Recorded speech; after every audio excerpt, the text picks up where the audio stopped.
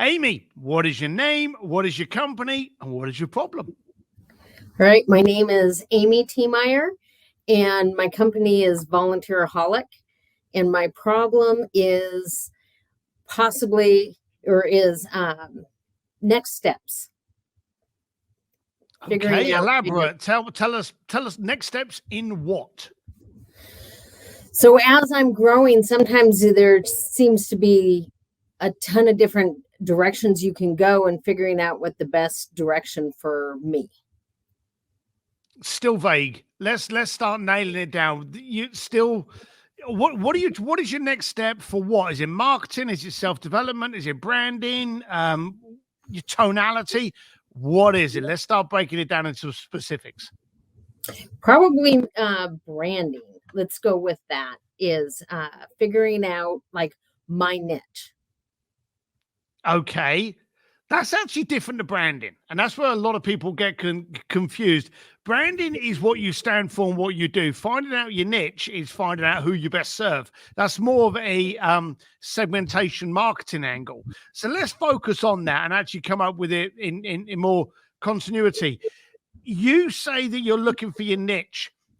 Who do you find it the easiest to work with? So I work with mostly nonprofits, and so that's who I find the easiest to work with. And what do you do with those nonprofits? And I'm sorry for jumping in, but we want to drill this. So what do you do with those nonprofits?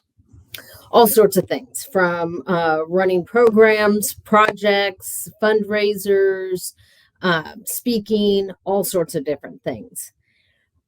My book that I'm working on is Stories of a Volunteeraholic. When I look at nonprofit books, they're written specifically to the boards and the executive directors, not necessarily to volunteers. And I feel like there's a lot, that's maybe where I see my niche is actually working with people more on the ground level. All right. So correct me if I'm wrong, you go into nonprofits and then make them more efficient in gaining monies through their marketing, their materials, their galas, their fundraisers. So you go into different charities, correct? Charities and organizations? Yes, sir. Yes, you do. Okay. Is there any current theme within any of these charities? Like, are they all for vets? Are they all for children? Are they all for donkeys? You know, is there like a regular theme in the charity that you actually work with? I do a lot with veteran service organizations, military service organizations, and then working with kids. Okay, so is it predominantly those two? Yes. All right, so now we're narrowing it down. So there was more description on the military base. So are you more military and former military than you are child-based within the organizations you go in to help? Only recently. I actually started volunteering more with kids and schools and after-school programs, different things like that. And I kind of got pulled into working with veterans because I am a veteran. And then in, I think, 2019, they intersected. How did they intersect? How do kids and vets actually intersect? So I started volunteering with a group called the Travis Manion Foundation, and it specifically works with after-school programs, Boys and Girls Club, and has veterans teaching Character Does Matter, and If Not Me, Then Who as a philosophy. And so it was the first time that I had seen them intersected and intersect well. All right, so there's still a connection, though. There's not a divide. There's definitely a flow. There's a connection. Right. All right.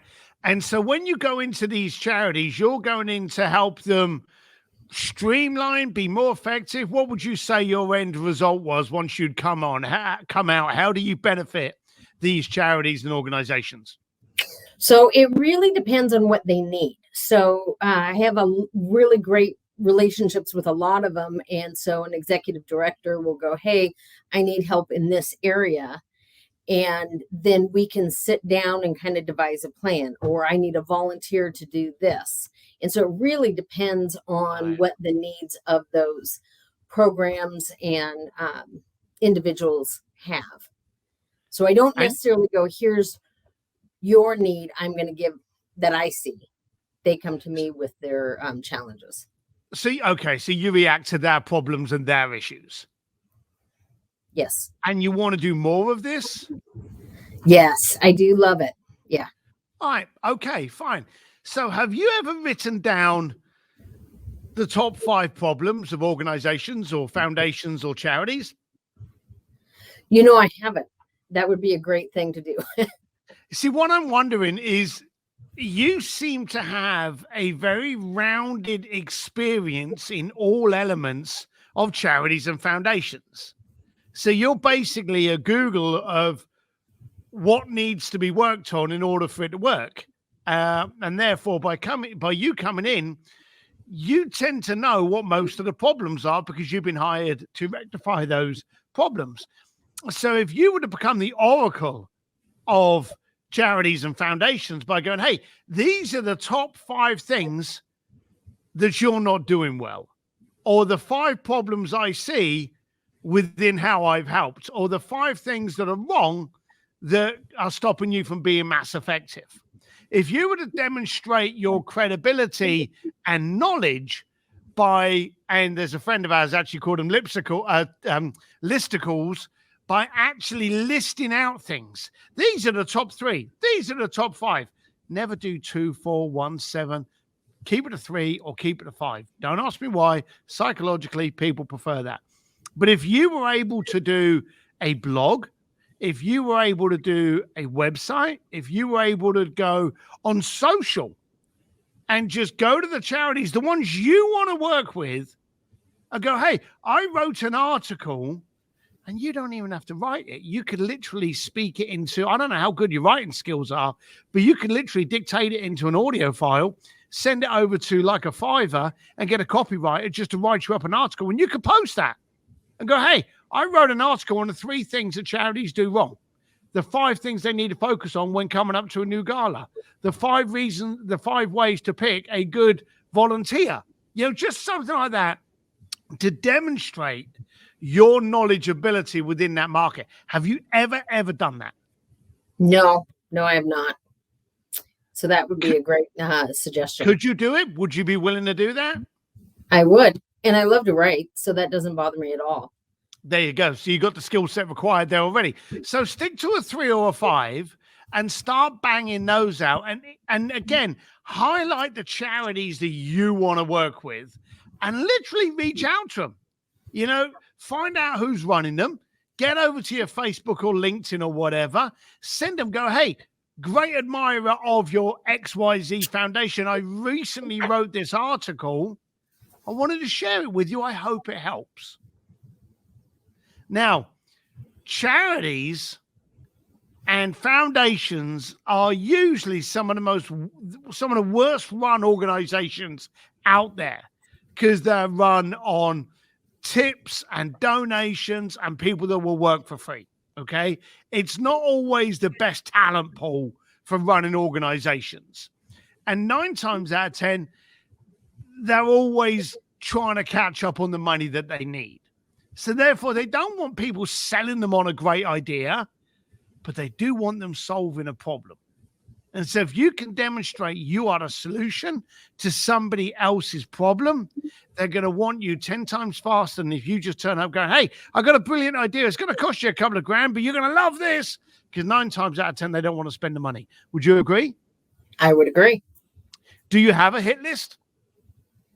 I know a lot of executive directors and founders of charities, so I do. That's slightly different to the question I asked. Okay. Have you identified the 5 people that you want to work with? Not, hey, I know loads of people. Have you gone, these are my 5? I have not. Could you? Yes. Then do that first. Itemize who are those 5 people that you want to go after. And then you can actually write your listicle, your top 3, top 5 with those people in mind. And if it's, hey, here's the 5 ways that, veteran-based charities could bring in more donations. Or these are the 5 problems that I've seen with veteran-based organizations. Just something like that, so that when you send it over to them, it's like, oh, we're a veteran-based organization, or we're a child-based organization, or foster home, or something to do with the kids. You're speaking more to their problems, demonstrating you as the knowledge bank and the solution. But you've got to stop. I'm getting the idea there's a bit of a turkey shoot. Now, you said you want a brand and you want to understand the niche. Yes. The brand, that will come. Okay. It'll be a field of dreams moment. Start doing what you're doing and your brand will develop. Okay. Who you are, what you stand for, what you could do. That's your brand. I always say never put a lot of effort under defining your brand. Focus on your solution and who's got the problem that you're the solution to. The brand will develop itself. Okay? So that's the first thing to do. Understanding the niche, you've already started to do that. Vets, kids, speak to their problems. But you've got to identify your hit list first. I don't want you doing a turkey shoot anymore. I don't want the vagity that we had right at the beginning. I don't want that kind of like, what do you do? Well, I do lots of things. Who do you work for? I work for a lot of different. I don't want that anymore. I want a case of, I do this. So also, within those lists of the listicles you're going to do for the blogs, just on a sheet of paper, please don't overload it, but bullet point the things you bring to the party. What do you bring to the table when you walk into a charity? And I'm not on about kind of like, I enhance the experience of making everyone feel wonderful. Customer acquisition, customer interaction, increased donations, build out galas, design flyers, copywriting for websites. Bullet point your asset tool sheet of what it is you do. Okay. So that you've got your hit list.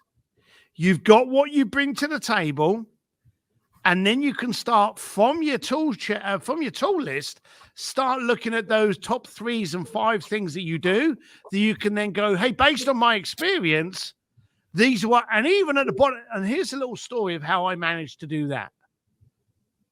And again, you're gaining that credibility by exposing the fact that you know what's going on.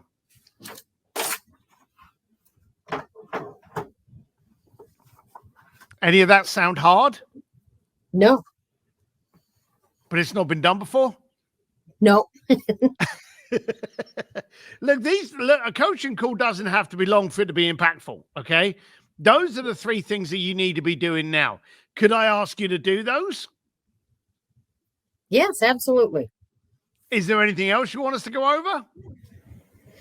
No, I think that gives me bullet point asset sheet, 3 to 5 problems that I solve, and my list of 5 people that I want to go after.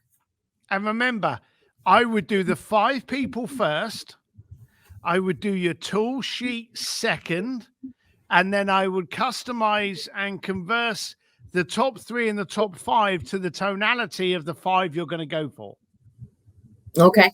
Does that make sense? So do it in that. Pick your top 5, do your tool sheet, and then focus on the 3 to 5 problems that you've solved, understanding the conversation and the style and the tone that those 5 people you're going to attack are going to want to receive it in. Very good. No, that's perfect. Boom. There you go. Look, that didn't take too long, but I've told you before, it doesn't have to.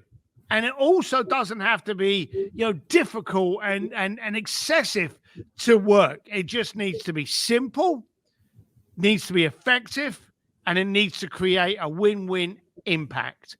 And that's what you've got to do there. So, Amy, let us know how you get on. I hope this helps other people, but you think you've got a little bit of homework there that could benefit you? Yes, sir, I do. And then in the future, maybe we can start working on refining your brand once you start establishing it, now that you've got rid of your turkey shoot. Perfect. All right, Amy. So? One of the first charity golf tournaments I ever coordinated was called the Turkey Shoot. It's an omen. All right. Well, look, thanks for being part of Sims Distillery. Thanks a lot for being a part of Speakeasy family. And I'll see you at the next Speakeasy, I hope. Perfect. See you later, Amy. Bye. Hey, this is Steve Sims, and I hope you liked that episode of being coached by Steve Sims. Subscribe over here. Watch some other cool videos over here. Or for your chance to be coached by me for the YouTube series, join here at simsdistillery.com.